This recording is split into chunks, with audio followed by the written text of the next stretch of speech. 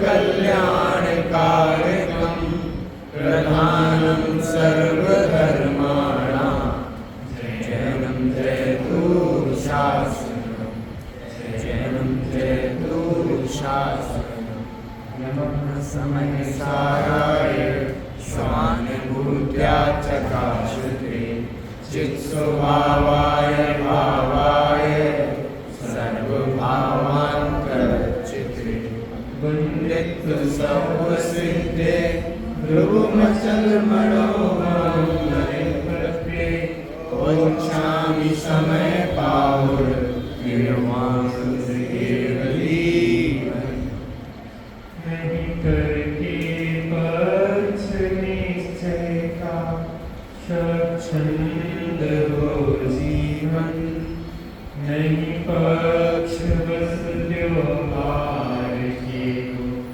ज्ञान विराग हो मेरी ज्ञान विराग की आनंदमय स्वामी निरंतर मन की भावना निर्दोष हो स्वामी शासन की प्रभावना निर्दोष हो स्वामी। अच्छा लगा ऐसे ही है वो पीडीएफ। वो एक शब्द नीचे आ गया इस वजह से फुल पूरा फुल सिलेक्ट हो गया।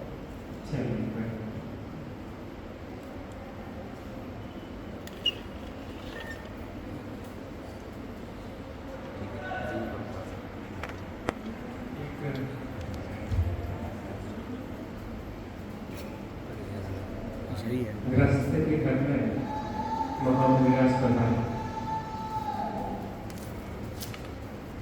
एक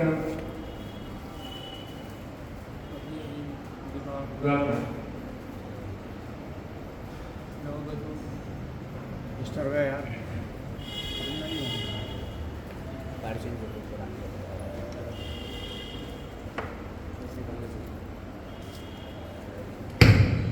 हेलो ठीक है बस कुछ नहीं करना।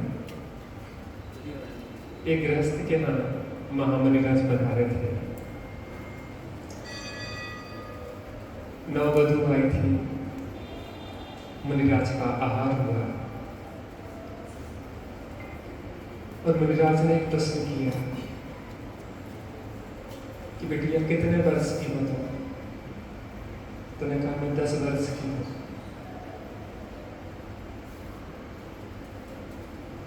उन्होंने कहा कि तुम्हारी सास की उम्र कितनी है? कहने 2 वर्ष की है। मैंने कहा तुम्हारे पति पति ने अभी जन्म लिया है और ससुर कहने लगे अभी वो गर्भ में चल रहे हैं। सबको बड़ा अचरज हुआ कि कैसी मूर्ख बहू है। लेकिन महामुनिराज वहां से चले गए। ससुर साहब बड़े नाराज हुए कि जब हम गर्भ में हैं तो तुम लड़का कहाँ से आया और तुम कैसी अटपटी बातें करती हो। तुमने कहा कि आप मुझसे नहीं आप महाराज जी से पूछो जाके, वो इसका रहस्य बताएंगे। तो महाराज जी के पास ससुर साहब पहुंचे। तुमने कहा कि जो बहू मेरी कह रही थी कि मैं अभी गर्भ में हूँ वो कैसे सत्य हो सकता है? जब मेरी संतान से इसका विवाह हुआ है तो मैं गर्भ में हूँ तो संतान कैसे आ गई और मुझसे बड़ी संतान कैसे हो सकती है? उस संतान से बड़ी बहू कैसे हो सकती है? तो मुझे तुम लोगों की जो शरीर की उम्र नहीं पूछना थी, मुझे पूछना थी कि तुम्हारे धार्मिक जीवन कब से प्रारंभ हुआ। धर्म में जब जीवन प्रारंभ होता है तभी से जीवन का प्रारंभ होता है, उसके पहले जीवन का प्रारंभ नहीं होता। तुमने कहा कि बहू ने कहा कि मैं 10 वर्ष हुई है, मुझे धर्म की रुचि लगे हुई है। मेरी सास को भी 2 वर्ष लगे हैं धर्म की रुचि में, और अभी पति अभी जन्म हुआ है धर्म में, और पिता अभी ससुर का जन्म भी नहीं हुआ, अभी न बाहर का ही रस चल रहा है। आज कल्याणक है, कौन सा कल्याणक? गर्भ कल्याण। भगवान का गर्भ कल्याण। गर्भ कल्याणक। जो गर्भ में आए तो उनका जन्म भी होता है, कम से कम हम गर्भ में तो आ जाए, हमारे जीवन में यह जिन सूत्र समझ में आने लग जाए तो जन्म भी हो जाएगा।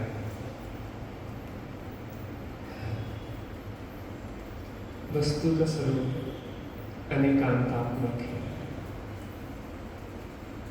नए लोग थोड़ा समझने का प्रयास करिए, बहुत अच्छी बात है, समझने लायक। समझने का प्रयास करेंगे तो समझ में आएगी, है ना।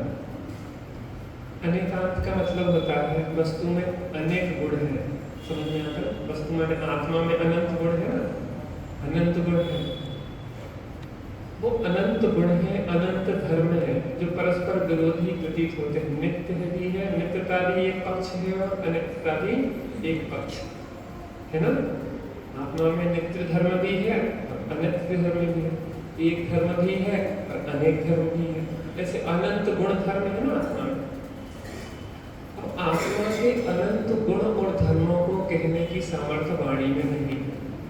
कहानी में वाणी में नहीं है। ये नाटक समय सार के आया हुआ है, मूल समय सार की प्रति लाई है। तो एक साथ कहने की सामर्थ्य नहीं है। भगवान जिनेंद्र परमात्मा ने एक स्यादवाद शैली का वर्णन किया है कि हम जो भी कथन करेंगे किसी एक अपेक्षा से करेंगे। आप पिता हैं कि पुत्र हैं? कौन है? आपसे पूछ रहे हैं। राहुल नाम है? राहुल, हमारा नाम ही राहुल है। आप पिता हैं कि पुत्र हैं? हाँ? हाँ? पिता नहीं है आप? हाँ? अभी पिता नहीं। अच्छा चलो, आपसे पूछें, आप पिता हैं कि पुत्र हैं? हाँ? एक ही समय में है कि अलग अलग समय में? हाँ? अलग अलग समय में? एक ही समय में। बाकी सब आप विराजमान कर रहे हैं जगह। एक ही समय में है, लेकिन संबंधों को जब हम कहेंगे तो एक बार में एक ही संबंध तो बता पाएंगे ना। ऐसे ही आत्मा में अनेक विशेषताएं हैं। अनेक विशेषताओं को कहने की सामर्थ्य वाणी में एक साथ नहीं है। तो उसके लिए स्यादवाद शैली को विकसित किए जिनेंद्र परमात्मा ने कि हम जो भी कहेंगे वो किसी अपेक्षा से कहेंगे। वस्तु में अनित्य धर्म भी है, वस्तु में नित्य धर्म भी है। जब अनित्य धर्म की तरफ से कह रहे हैं तो नित्य धर्म उस समय गौण है, और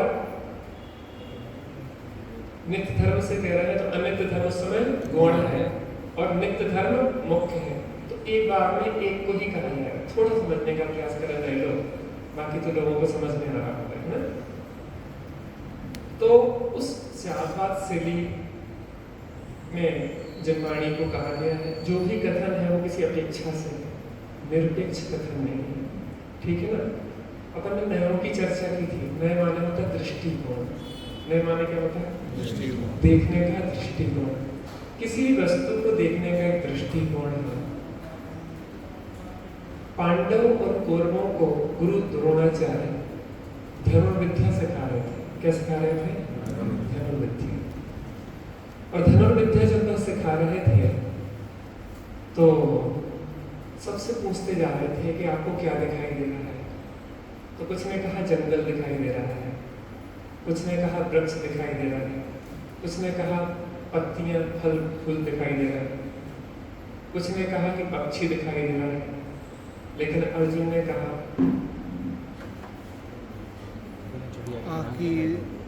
कुछ ने कहा आंख दिखाई दे रही है, लेकिन अर्जुन ने क्या कहा कि मुझे आंख की वो काली बिंदु दिखाई दे रही है। बाकी लोग सही के गलत है। सब सही। देखो दृष्टिकोण। देखो गुरु द्रोणाचार्य ने बाकी को फेल क्यों कर दिया? उसमें मुख्यता किसी होगी, क्योंकि उस समय प्रयोजन था लक्ष्य सिद्धि का। और लक्ष्य सिद्धि करते समय अगर कुछ भी दिखाई देगा तो वास्तव में हमें लक्ष्य की को भेद नहीं पाएंगे, लक्ष्य को भेद नहीं पाएंगे। आप अभी यहाँ सुन रहे हैं, आप यहाँ वहाँ भी देखेंगे तो आप सुन नहीं पाएंगे। इसलिए आपको बिल्कुल एकाग्रता कहाँ करना है, यहाँ करना है। आप सब भूल जाओ कौन आ रहा है, कौन जा रहा है, कौन क्या कर रहा है। बहुत कम समय है, बहुत कम समय में बहुत सारा बात करना है, थोड़ा सा समय देना है, तो पूरा समय यहीं दीजिए, है ना। थोड़ा मेहनत करना पड़ेगी, बहुत काम की बात आने वाली है। गुरु द्रोणाचार्य ने अन्य सबको फेल कर दिया और अर्जुन को पास किया, आखिर क्या कारण था। दूसरों में विवाद शुरू कर दिया, क्या हम गलत हैं, क्या यहाँ जंगल नहीं है, क्या यहाँ वृक्ष नहीं है, क्या यहाँ फल फूल नहीं है, क्या यहाँ चिड़िया नहीं है पूरी, क्या चिड़िया की पूरी आंख नहीं है। गुरु द्रोणाचार्य ने कहा कि नहीं है। क्या कहा, नहीं है, क्योंकि जिसको लक्ष्य भेदना है, अगर उसे आंख की काली बिंदु के अलावा कुछ भी दिखता है तो लक्ष्य भेद नहीं सकता, वो लक्ष्य भेद नहीं सकता है। इसलिए लक्ष्य भेदने के लिए मात्र अपने लक्ष्य को ही देखना होगा। यद्यपि अन्य पक्ष भी है, उस समय वो पक्ष कैसे है, गौण है। कैसे है, गौण है। और जो लक्ष्य है वह मुख्य है। ऐसे हम जिस पक्ष को कह रहे हैं वो पक्ष मुख्य है और अन्य पक्ष कैसे है, गौण है। इसको कहते हैं स्याद वाद से। अभी तक अपन ने नयों की काफी चर्चा की, लगभग 25 दिन हो गए होंगे। अब उसका प्रयोग करते हैं। 14वीं गाथा है समय सार की, ये थोड़ा आगे पीछे है, मैं पढ़ूंगा, आपको उसको देखना है, सिर मिला लेना। जो पसदिया पाणम अवध पुट्ठम अनन्य प्रियदम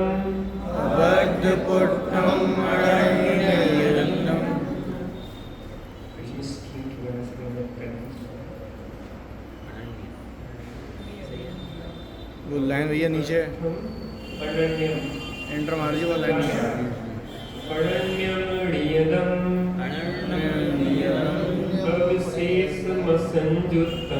अवशेषमसंयुक्तं सुदृढं व्याणीः।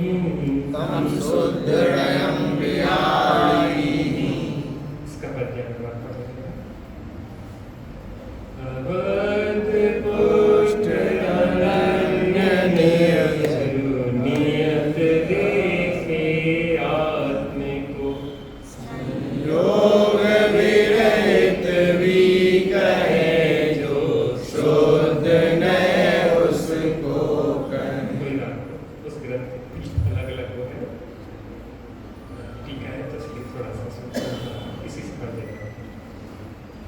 देखना बड़ा मजा आएगा। अभी तक आपने 25 दिन जो पढ़ा है उसका सार यहाँ पे आने वाला है। थोड़ी सी एकाग्रता की जरूरत रहेगी, बस आप भूल जाओ कि कोई और यहाँ पे है, आप और जिनवाणी माता है, बस ठीक है। थोड़ा सा उपयोग लगा, पहली बार भी जो सुन रहा हो उसको भी समझ में आएगा। जो नए आत्मा को बंध रहित और पर के स्पर्श रहित, अन्यत्र रहित, चला चलता रहित, विशेष रहित एवं अन्य के संयोग से रहित देखता है, जानता है शिष्य, तो उसे शुद्ध में जान। देखने की दृष्टि देखिएगा।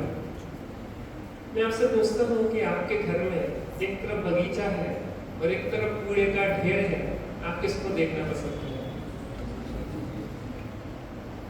आप विचार करिए। उपयोग को थोड़ा एकाग्र करो, तुम लोग उसको घुमाने में लगे रहते हो, बस उपयोग को घुमाओ अंदर।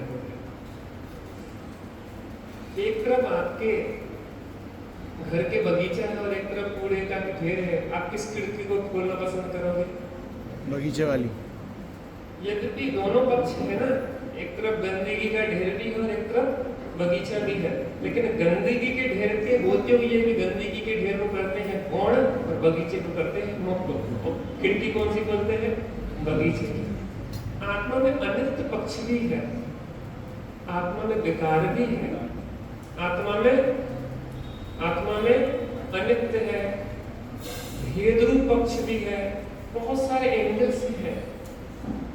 नित्यता है तो अनित्यता भी तत् है तो असत भी है, तत् है तो अतत भी है, अनेक है ना। लेकिन हमें कार्य की सिद्धि करना है ना, प्रयोजन की सिद्धि करना है, सुख की सिद्धि करना है, निराकुलता की सिद्धि करना है, आत्मा की अनुभूति करना है, तो हमें क्या करना है? उस पक्ष को पूर्ण करना है जिससे जीवन में तकलीफ होती है। आपकी पत्नी में बहुत सारी कमी है, शादी आपकी तो गड़बड़ हो जाती है, नहीं हुआ उससे बात करें। शादी हो गई, आपकी पत्नी में अच्छाइयाँ की कुछ कमियां दोनों है। तो आपको पत्नी के प्रति अगर प्रेम बनाए रखना है तो क्या करोगे? बुराइयों को करोगे पूर्ण और अच्छाइयों को करोगे मुख्य, तो प्रीति बनी रहेगी। और बुराइयों को मुक्त करते रहोगे तो मैं जे कमी है, तुम में जे कमी है, तुम में जे कमी है, तो शांति से रह नहीं पाओगे। ऐसे ही आपकी पत्नी आप में अच्छाई बुराई दोनों है, बुराई देखते रहो तो कैसे पटरी खाएगी? अच्छाई की तरफ से देखो ना, कितनी अच्छी बातें तो है, एक आध बुरी है तो क्या फर्क पड़ता है। ऐसे आचार्य कह रहे हैं कि वस्तु में दोनों चीजें हैं, नित्य पक्ष भी है, नित्य पक्ष भी है, राग द्वेष भी है और राग द्वेष से स्वभाव भी है। तुम राग द्वेष की ओर क्यों देखते हो? तुम दुख की ओर क्यों देखते हो? तुम पीड़ा की ओर क्यों देखते हो? तुम अनित्य पक्ष को क्यों देखते हो? हम वो पक्ष दिखाएंगे जिससे तुम्हें सुख शांति हो, तुम्हारे जीवन का क्लेश मिटे, तुम्हारे जीवन की पीड़ाएं का अंत आए। दूसरे पक्ष का निषेध नहीं है, लेकिन उसको देखने से हमें तकलीफ होती है। इस घड़ी में दो चीजें हैं, सुई भी है और कीली भी है। सुई भी है और कीली भी है। कांटों को देखते हैं, सुइयों को देखते हैं तो उपयोग चंचल होता है क्योंकि हर क्षण वो परिवर्तित हो रहे हैं, लेकिन कीली को देखते हैं तो उपयोग स्थिर होता है। कीली को देखते हैं तो उपयोग स्थिर होता है। ऐसे ही हम निरंतर बदलने वाली अवस्थाओं को देखते हैं तो उपयोग चंचल होता है, और अवस्थाओं के बदलते समय भी जो नहीं बदलता है उसको देखते हैं तो उपयोग स्थिर होता है। सदा ही है ना होता है, ना इसमें कुछ भी होता है। स्पष्ट अनन्य नियत जीवन हमारा है, अहो चैतन्य आनंदमय सहज जीवन हमारा है। अनादि अनंत पर निरपेक्ष ध्रुव जीवन हमारा है। विनाशी वार जीवन की आज ममता तजी छूटी। विनाशी वार जीवन की आज ममता तजी छूटी। रहे जाए अभी जाए सहज जीवन हमारा है। रहे जाए अभी जाए सहज जीवन हमारा है। अहो चैतन्य आनंद में सहज जीवन हमारा है। अवध पुट अनन्य नियत जीवन। इस गाथा का ही पद्यानुवाद है। अब नियत स्पष्ट अनन्य नियत जीवन। मजा है भाई। जंगल तो आया नहीं, जंगल तो आज तक आया नहीं। इसी का पद्यानुवाद है। बड़े पंडित साहब ने अपनी तरफ से एक शब्द भी नहीं लिखा, सब ग्रंथों का है। आप मिला लो बस कहाँ से है। हम लोग भूल जाते हैं। ज्ञानियों का बहुत उपकार है।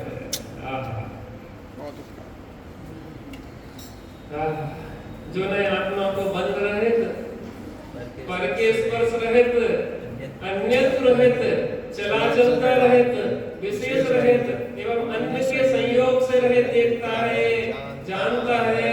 हे शिष्य, तू उसे सुध नहीं जान।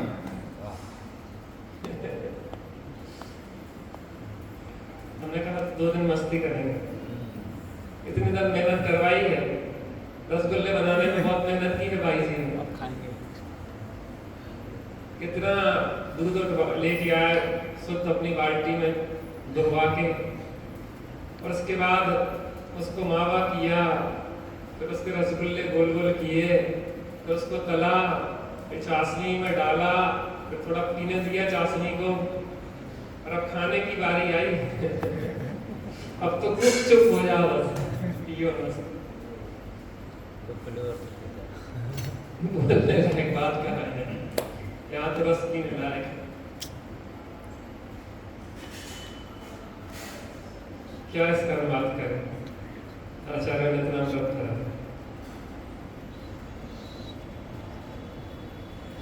तात्पर्य यह है कि सुधने से भगवान आत्मा कर्मों से अबद्ध है,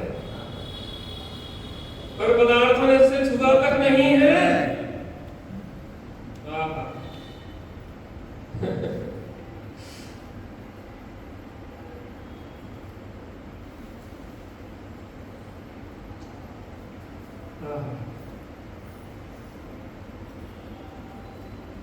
ये चाबी है ना,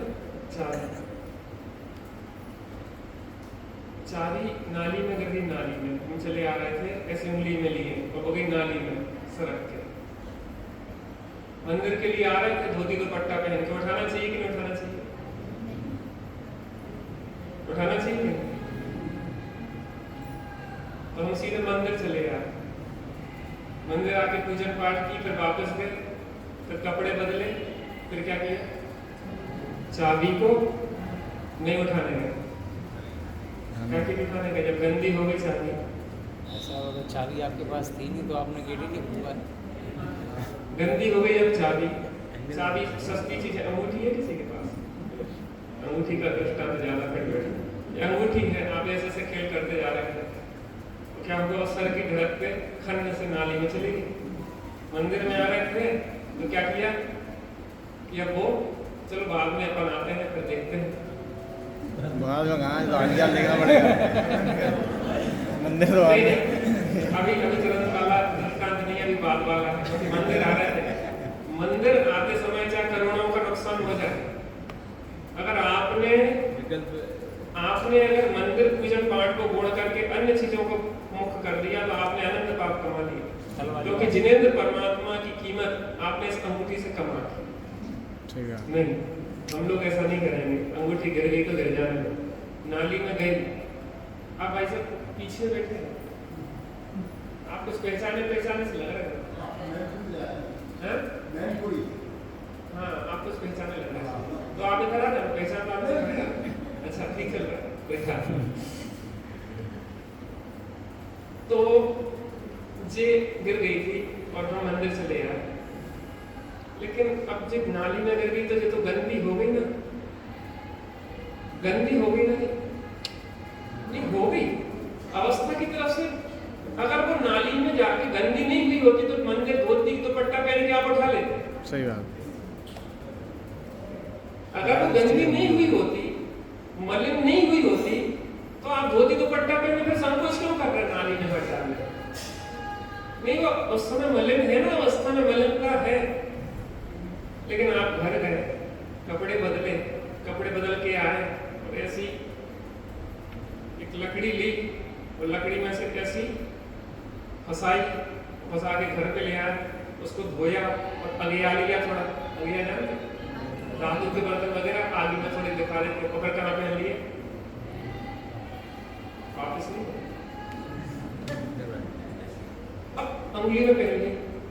मैं आपसे पूछना चाहता हूँ, जब वो गंदी हो गई थी तो फिर आपने उठाया कैसे?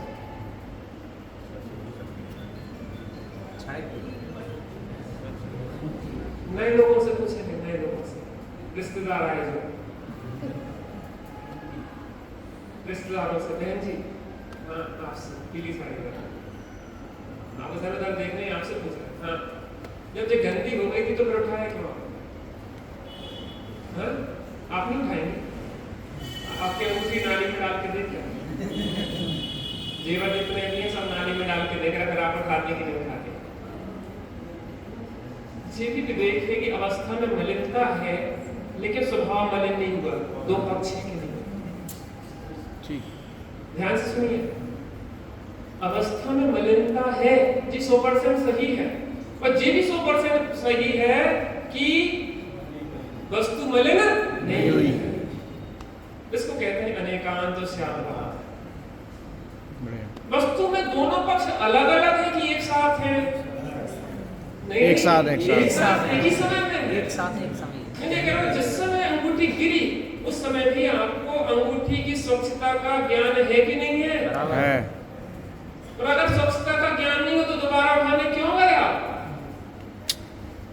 शुद्ध स्वभाव का ज्ञान है कि अंगूठी के शुद्ध स्वभाव में कोई मेल, कोई कीचड़ का प्रवेश होता नहीं है।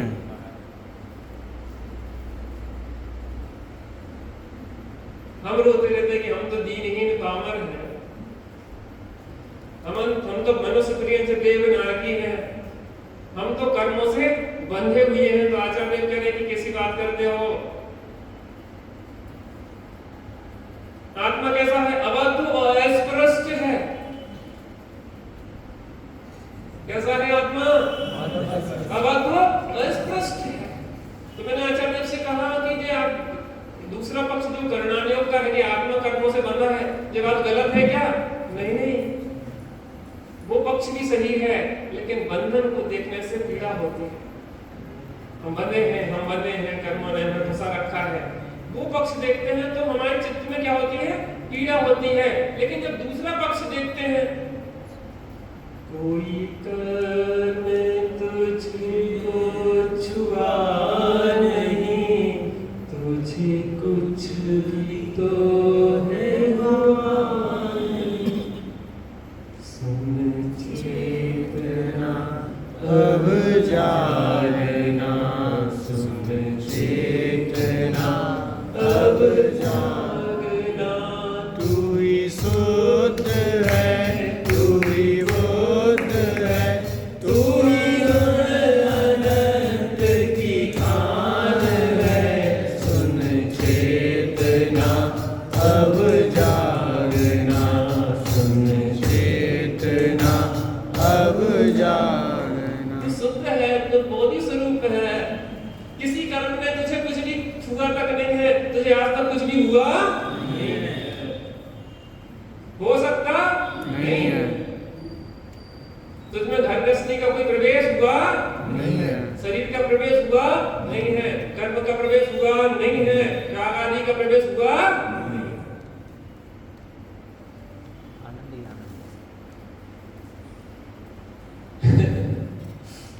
क्या गजब बात है आचार्यों की जी करुणा। हमारे पिताजी इतनी संपत्ति छोड़ के गए हमारे लिए कि समेट नहीं पाएंगे। हमारे परम पिता अनंत परमात्मा इतनी संपत्ति देंगे समेट नहीं पाएंगे।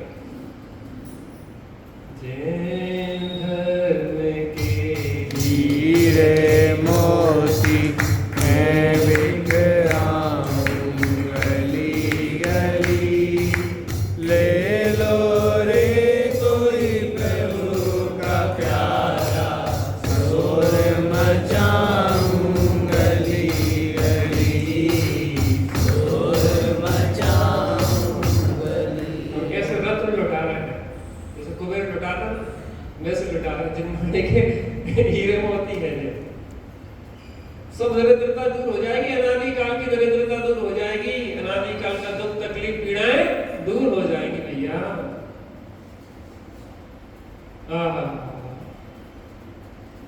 जो न आत्मा को बंद रहित करके स्पर्श रहित, अन्यत्व रहित, चला चलता रहित, विशेष रहित एवं अन्य के संयोग से रहित देखता है, जानता है, ऐसे से तुझसे क्या जान?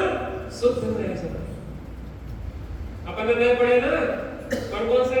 अशुद्ध निश्चय में, एक शुद्ध निश्चय में, और साक्षात शुद्ध निश्चय में, और परम शुद्ध, परम की चर्चा।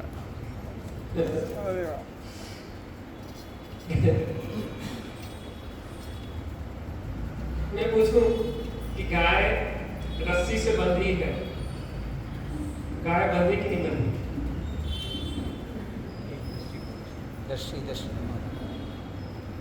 गाय रस्सी से बंधी है तो गाय बंधी कि नहीं बंधी? रस्सी की गांठ रस्सी में है, गाय में क्या बंधा? दे दिया आपने एक और। आपने तो एक और नया एंगल दे दिया। तुम बीवी बच्चों से बंधे कि नहीं बंधे? कर्म ही जहाँ भी छूते हैं। माहौल की बात है, हाँ? माहौल की बात है, आंसर देने के। हाँ, अभी वो पक्ष देखने ही नहीं है जिससे दुख हो रहा है। अभी तो मस्ती वाला पक्ष देखना है। अबे नेगेटिव सोचना नहीं। हम ये कहते हैं मोटिवेट करते ना, जो मोटिवेशन स्पीकर, उनके पास कूड़ा करकट है, जैन धर्म का जो कचरा थोड़ा बहुत बच गया वो उनके पास है। यहाँ मूल सार है। एक बार जो जिन शासन की शरण में आता वो कभी दुखी नहीं होता। जो दुखी से जेने नहीं, तो जेने से कभी कहाँ तकलीफ है, कहाँ पीड़ा है। हमें उस पक्ष को देखने नहीं कि है तो बना रहे हो, वो खिड़की खोलना ही नहीं है जिस तरफ से घूरा दिखता है। हमें वो खिड़की खोलने नहीं है जिस तरफ से गंदगी दिखती है। हमें तो वो खिड़की खोलना है जहाँ से फुलवारी और खुशबू आती, सुगंध आती है। जीवन में जिसमें आनंद हो, हमें वो शुद्ध नए का पक्ष उसकी दृष्टि से देखना है। तात्पर्य है कि शुद्ध नए से भगवानात्मक कर्मों से अवध्य है, अर्थात किसी कर्म से बंधा नहीं है। भले अवस्था में बंधन हो, लेकिन स्वभाव में बंधन होता पर पदार्थों ने से छुआ नहीं है। इस शरीर ने इस आत्मा को छुआ नहीं है, इन कर्मों ने इस आत्मा को छुआ नहीं है, स्त्री पुत्र कुटुंब धन ने इस आत्मा को छुआ नहीं है। किसी की ताकत नहीं है कि आत्मा को टच भी कर सके।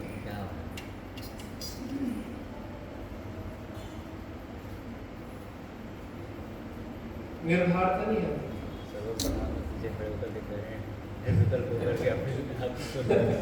कोई तुझको छू नहीं सकता, चिंता मत कर।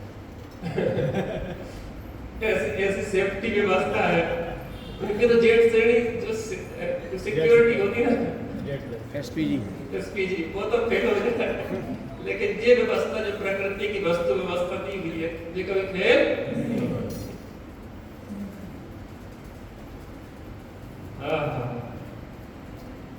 वह नर नारकादि पर्याय में रहते हुए भी अन्य में रूप नहीं हुआ। मनुष्य त्रियंश देव और त्रियंश पर्याय में रहते हुए भी मनुष्य त्रियंश देव नारकी नहीं हुआ है।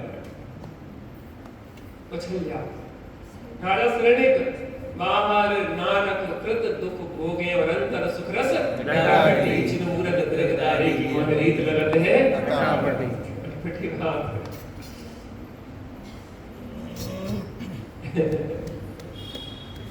क्या है गजब आनंद, अनन्य ही रहता है। आनंद स्रोत बह रहा और तू दास है, अचरज है जल में कि भी मछली को प्यास है। उठ ज्ञान चक्षु खोल के तू देख लो जरा। कौन सा चक्षु? द्रव्यार्थिक की पर्यायार्थिक? द्रव्यार्थिक चक्षु को खुली हुई द्रव्यार्थिक चक्षु से देखो, भ्रांति मिटेगी, शांति मिलेगी, परम प्रतीति आएगी, तो समाधान निजमेगी, होगा आकुलता चूक न जाना स्वर्णिम अवसर। जी सब आप रहस्य देखो ना, एक एक चीज में क्या रहस्य है। जो टीका है ना उसमें भंडार हो रहा है। सब ले जाए तब भी खाली नहीं। तब भी ज्यों का त्यों भरा हुआ है। कुछ होते ही नहीं है उसमें। सदा ही है ना होता है, ना जिसमें कुछ भी होता है। सदा है, अनादिकाल से है, सदा ही है, ना होता है उसमें कुछ विकार, कुछ गड़बड़ी, कुछ होता ही नहीं है। सदा ही है, ना होता है, ना जिसमें कुछ भी होता है, कुछ भी हो नहीं सकता। उस भाव में किसी अन्य चीज का प्रवेश नहीं है। परद्रव्य से भिन्न, परद्रव्य के भाव से भिन्न, परद्रव्य के निमित्त होने वाले अपने भाव भावों से भी कथनचित भिन्न और शुद्ध बुद्ध एक दृष्टि का विषय। वहां कुछ दिखाई नहीं देता। द्रव्यार्थिक चक्षु से देख रहे ना, अभी तो पर्यायार्थिक चक्षु को बंद कर दिया पूरी तरीके से, अच्छी तरह से। अभी हमें देख नहीं रहा दूसरा पक्ष है, लेकिन अभी देख नहीं रहे। मां कह रही राजा बेटा सो गधेपन का पक्ष बंद है। और कह रहे ये गधा, तो राजा बेटा पक्ष बंद, दृष्टिकोण है ना। अभी आचार्य कह रहे कि तुमको बंद कर ले, कौन सी पर्यायार्थिक चक्षु को बंद कर ले। अभी तो खुली हुई द्रव्यार्थिक चक्षु से अपने स्वरूप को देख, भ्रांति मिटेगी, शांति मिलेगी, परम प्रतीति आएगी और समाधान निज में ही होगा। आकुलता मिटाने वाली बात है। इस गाथा को लेने के लिए 25 दिन में लगी हूँ। हमने सब पक्ष खोले हैं पहले, अब इस पक्ष को ले रहे हैं। 25 दिन के बाद आपको समझ में आ रहा होगा। भूमि बनाई है 25 दिन की भूमिका में मंदिर बनाया था, उसमें एक कलश चढ़ा रहे थे, कोई बोल रहे थे ना कलश। आज आनंद आ रहा है। रोज इसमें आनंद मिली है, दिनवाणी का देख एक वचन आनंद मिलता है। हाँ, घड़ी जल्दी चलती थोड़ी यार। कब हमारे 1.25 महीने बीत गए और कब ये आधा घंटे बीत गए। पल पल जीवन बीता जाता है।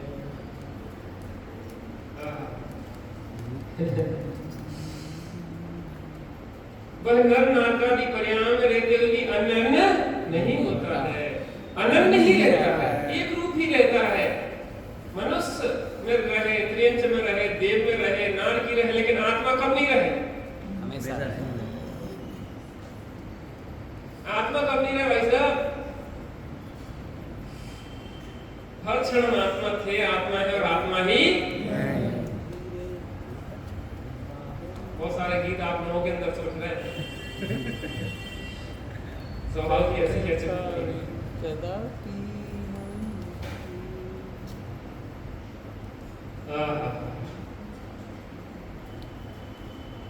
अनन्य ही रहे तथा अपने स्वभाव में सदा नियत ही रहा है।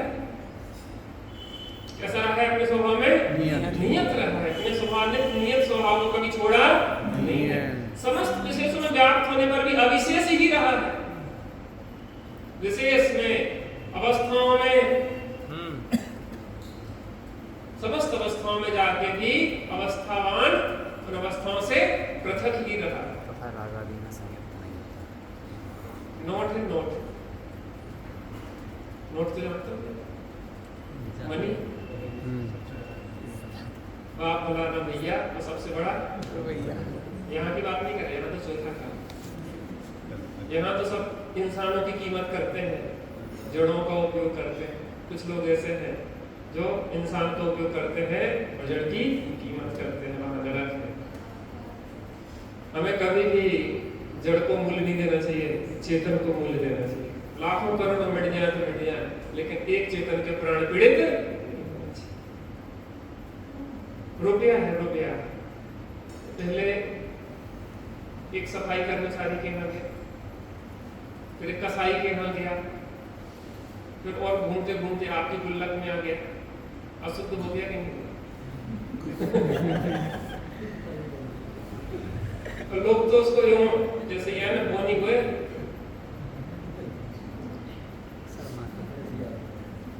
नोट उसको दुर्गा के नहीं हुआ। धोती दुपट्टा पहने, शुद्ध वस्त्र पहने, और कोई नोट दे आ जाए तो नोट उसको दुर्गा के नहीं हुआ। बना लेंगे।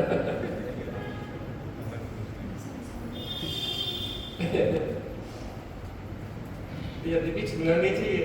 हमने घर को देखा है कि जैसे कोई ऐसे कसाई लोग पैसा दे लेके आएंगे, सुबह रखेंगे, फिर उसके बाद कपड़े बदलेंगे। हाथ कपड़े नहीं बदले के हाथ धोएंगे साबुन से पहले कि नोट हमने छू लिया होगा। लेकिन मैं ये कह रहा हूँ कि लोग क्या है, उसमें क्या परिवर्तन आया?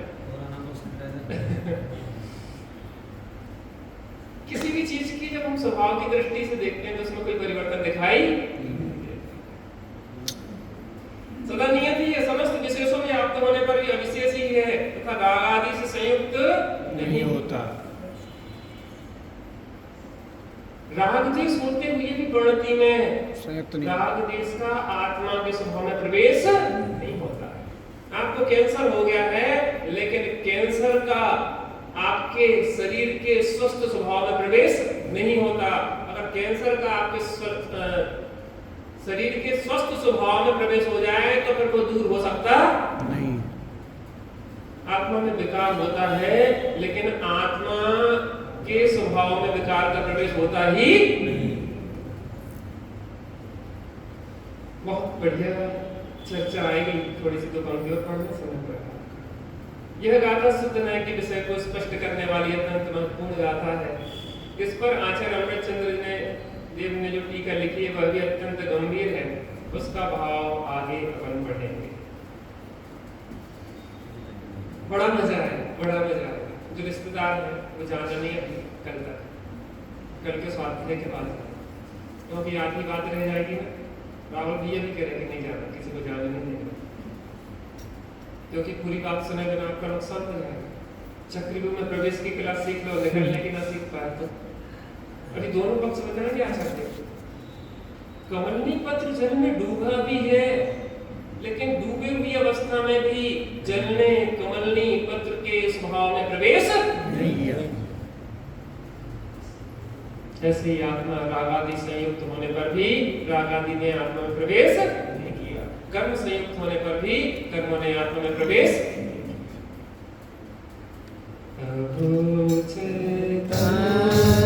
आनंद में सहज जीवन हमारा है, अनादि अनंत पर निरपेक्ष जीवन हमारा। 2 मिनट का समय लेंगे मात्र आपका। 2 मिनट शांति से बैठे, हाथ पे हाथ रख के उसको देखने का अभ्यास करें। सदा ही है ना होता है, न जिसमें कुछ भी होता है, अवध स्पष्ट अनन्य नियत जीवन हमारा है। कुछ क्षण के लिए बिल्कुल शांत होकर बैठ जाए। अवध अस्पष्ट अनन्य नियत अविशेष और असंयुक्त आत्मा को देखें। शांत हो जाए, शांत हो जाए, शांत हो जाए।